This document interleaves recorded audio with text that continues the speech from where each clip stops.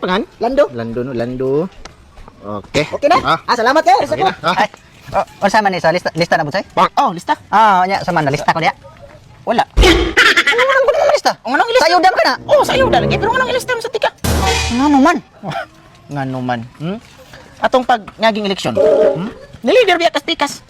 Unsa naman in taon sa milabutan na? So sila, dako kay nagkalabutan pideng. Nihangyo ra gyud ko nimo nga ari lang uban ako, kahimuon pud kang leader, baliban man ka.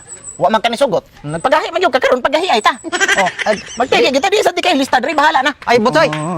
Ay buwang ni tawana wa naman ni mamao.